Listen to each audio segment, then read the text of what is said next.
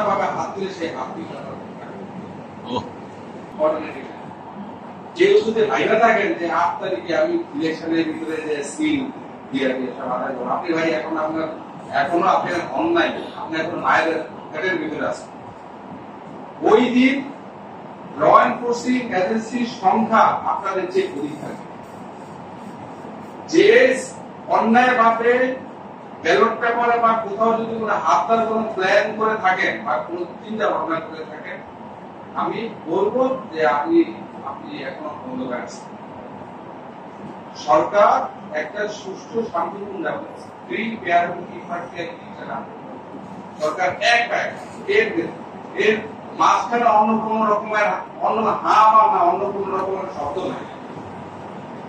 এবং আমরা সেই সুষ্ঠু এবং শান্তিপূর্ণ ইলেকশন আয়োজন করার জন্য যত রকমের আয়োজন সেগুলো কিন্তু এখন আমরা একটু করে আমরা আগে যাচ্ছি।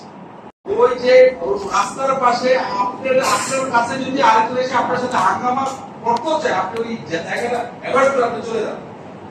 আমি যদি আপনার সাথে হাঙ্গামা করতেও চাই, আপনি ওই জায়গাটা অ্যাভয়েড করে চলে যান। কারণ তার সাথে হাঙ্গামা করলে আপনার আরো 2-4 ঘন্টা সময় আপনার অতিবাহিত হবে। সেটা বাদ দিয়ে আপনি 5 জন যারা ভোটার তার কাছে আপনি যান, 5 জনের কাছে যাই তার হাতে পায়ে ধরে আলিঙ্গন করে যদি আপনি একটাও নিতে পারেন, এটাই একটা লাভ। কারণ 8 তারিখে কিন্তু ওই লোকটার একটা ভোট আপনার জন্য ইম্পর্টেন্ট। এর বাইরে অন্য কোনো সুযোগ নাই। কোন মায়ের সন্তান ভোটের ব্যালটে অন্যভাবে হাত দিলে সেই হাত দিতে হবে।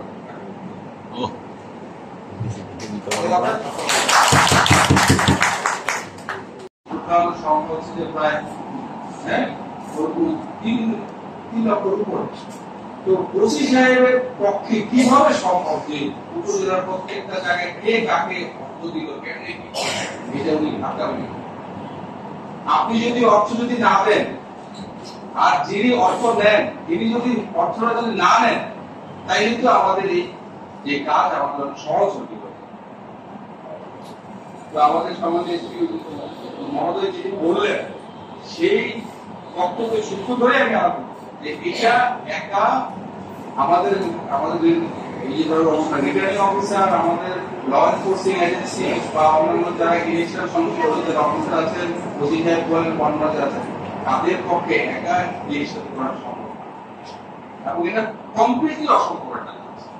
আপনারা যারা আছেন আপনারা একটু যদি সবাই যদি যার যার অবস্থান থেকে দায়িত্বশীল আচরণ না করেন, আমাদের পক্ষে সুষ্ঠুভাবে ইলেকশন করা আমাদের জন্য আসলে এটা আপনার জটিলতা। আপনাদের ইলেকশনের ভিতরে আইন করা আছে, প্রতিটা ইউনিটে একটা করে অফিস থাকবে। আপনি সবার কাছ থেকে তাদের স্ব অফিসের যে লিস্ট এবং সেই অফিসের যিনি ব্যক্তি থাকবে তার নামটা আজকে লিখে নেবেন। আপনারা সবাই নিজ দায়িত্বে এটা ইলেকশন আমরা কালকে থেকে আমরা গাইলাম ওই অফিসের বাইরে অন্য কোনো অফিস যদি আপনাদের থেকে থাকে আপনারা নিজ দায়িত্বে আজকে আপনারা আদরে জানবো।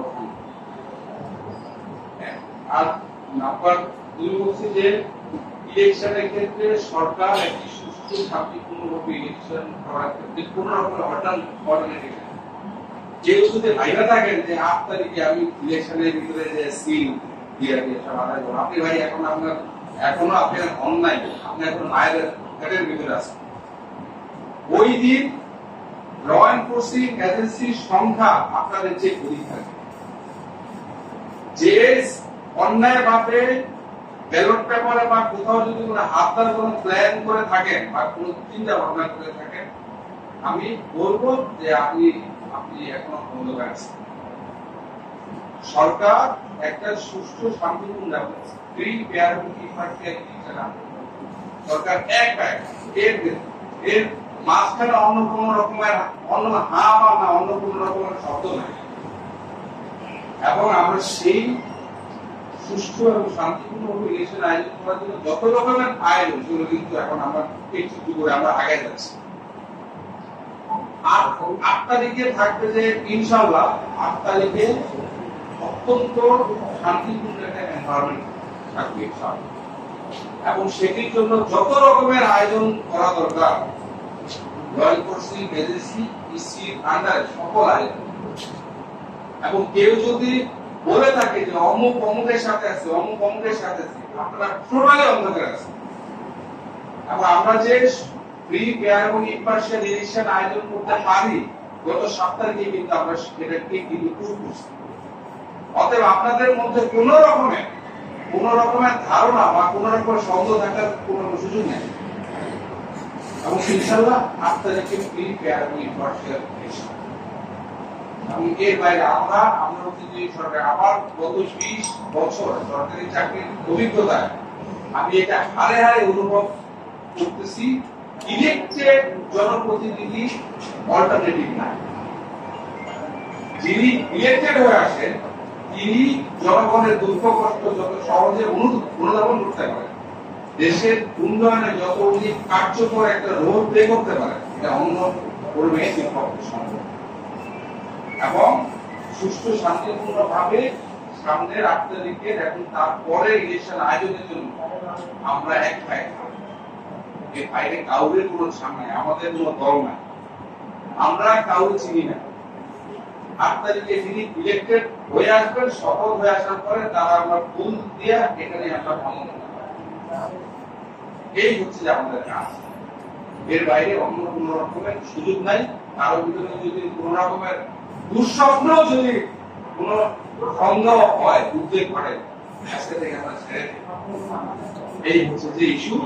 ইনশাআল্লাহ সুষ্ঠু এবং শান্তিপূর্ণ ইলেকশন আয়োজনের জন্য আপনাদের সবার কাছ থেকে আমরা সর্বাত্মক সহযোগিতা চাই। আর আপনাদের যদি খুব ইচ্ছা হয়, যদি খুব উত্তেজনা হয়, ঠিক আছে আমি অনেক ঠিক করি, ঠিক আছে আপনি এই করেন, আপনার খুব ইচ্ছে হয়েছে আপনি এই করুন, তা আমরাও আপনারা আমরা যে ফাইনাল যে কাজ করবো আমরা কিন্তু কারো চিনি না, স্টেট কার্ড করে 8 তারিখে আমাদের সর্বশেষ ঢাকাতে যে সভা হয়েছিল, এই সভাতে জাস্ট একটা রেফারেন্স যে ঢাকাতে সভা থেকে আসার পরে সরকারের একজন ঊর্ধ্বতন অফিসার, আমি এমনি বললাম আমাদের ওই আইজিপি স্যারের কথা ছিল যে ইলেকশনের পরে বদলি হয়ে গেল আমাদের কি এখান থেকে কি আমার চাকরিতে চলে যাবে, আমি এখান থেকে বদলি হবে আরেকখানে যাবে, বাংলাদেশের অভ্যন্তরে তো থাকবো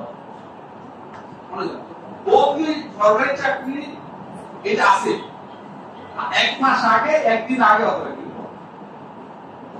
আইজিপি স্যারের সেই ওনার যে সাহস এবং ওনার যে ইম্পার্শিয়ালিটি, তারই সূত্র ধরে আমি আপনাদেরকে সবাইকে আশ্বস্ত করতে চাই ইলেকশন ইনশাআল্লাহ এবং ইসি এবং সিসি স্যারদের যে ইনস্ট্রাকশন ছিল একমাত্র সবার একমাত্র ইলেকশন বিএনপি।